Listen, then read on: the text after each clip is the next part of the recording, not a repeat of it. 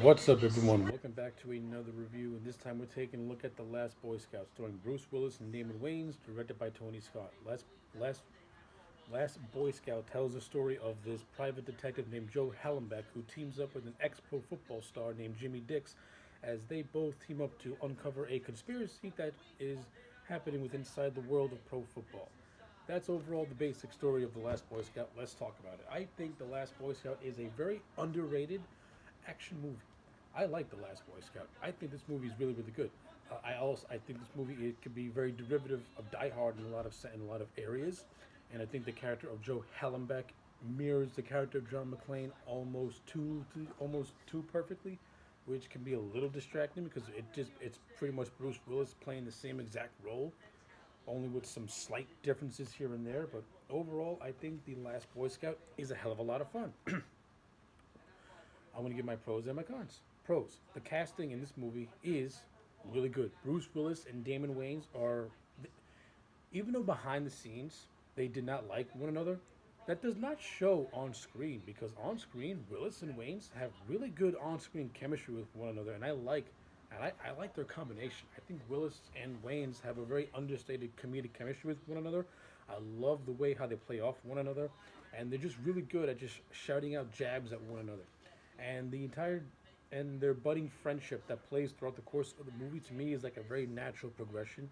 At first, it's reluctant, but as it goes on, you can see these characters grow to like one another and consider each other to be each other's friend.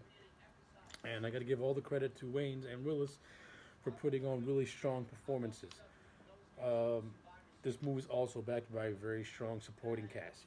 You have Noble Willingham, who plays the villain of the piece, named Shelley. Shelley is pretty much wants to legalize gambling in the world of pro football as a way to pretty much make a lot of money. And he has this senator, and he wants to get this senator in his back pocket. And of course the senator has a connection to Joe Hellenbeck because Hellenbeck used to be a Secret Service agent until one day he saw the senator sexually abusing a woman, and Hellenbeck pretty much knocked out three of his teeth, and the senator pretty much disgraced him publicly, which is what caused Hellenbeck to be like this disheveled, just self-loathing human being. And and I like Bruce Willis as the character of Joe Hellenbeck. Bruce is really good at playing like an everyman who is just down on his luck and just disheveled and broken. And that's what Joe Hellenbeck is. I mean, like I said, in a ways, it kind of mirrors the John McClane character because their personalities they're very very similar, and there's really a lot of instances where Bruce Willis almost feels like he's playing John McClane. I think Joe Hellenbeck to me is almost like a parody of John McClane in a way.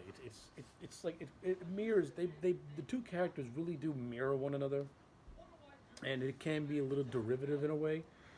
But to Bruce Willis' credit, he still puts on a solid performance, and he does try to make Hellenbeck a little different than John McClane, so I give him that.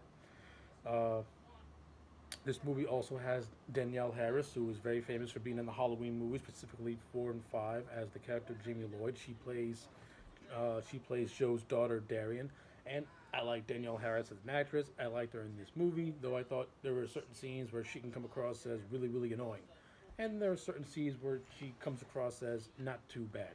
Her performance in this movie is very hit and miss. The action sequences in this movie, I think, are all really well done. I like Tony Scott as a director. He has a great frenetic energy to his directing style, and this is what this movie has. This movie has got a lot of frenetic energy to it. You know, from the opening prologue where we see this football player named Billy Cole shoot his brains out, all the way down to the end. Tony Tony Scott keeps a very fast paced atmosphere, keeps a very fast paced, suspense written tension throughout this entire movie, while also interjecting a lot of humor and comedy to it. And also, I have to give Shane Black a lot of credit as well. Shane Black wrote the script, and I like Shane Black as a writer. And Shane Black is really good at creating these very colorful characters or very snappy back and forth, almost self-referential dialogue. And we get a lot of that in this movie too. And Willis and Waynes do a good job at delivering the dialogue. So I got no complaints with that. I got no complaints with Tony Scott as a director. I think he was one of the best action directors of his time. And I think The Last Boy Scout is one of those movies that really encapsulates what he is as a director. Just a very frenetic, energized type of movie that's balls to wall action, and it keeps you entertained from start to finish. Very well done action set pieces in this movie as well, along with good character interactions. This movie also is one of the earlier roles of Halle Berry, who plays the girlfriend of Jimmy Dix's character. And it's actually Halle Berry who enlists the services of Joe Hellenbeck, since it's Halle Berry's character of Corey, who has information that can take down the Shelley Marcone character and the Senator Boehner character, who wants to, both these characters who want to get in bed and pretty much legalize gambling and pro football. And then, of course, this and her death is what leads to the chain of events of the movie, and we get what we get. Uh, so, yeah, I think that's pretty much all I got to say on The Last Boy Scout. Like, when it's all said and done, I really do like this movie, even though I think it's very, very derivative of Die Hard and doesn't really bring anything new to the table. It's still a very entertaining and enjoyable movie. It's got good characters, it's got good action sequences, it's got a very solid, likable cast with two leads who play off each other so well despite their differences out behind the camera.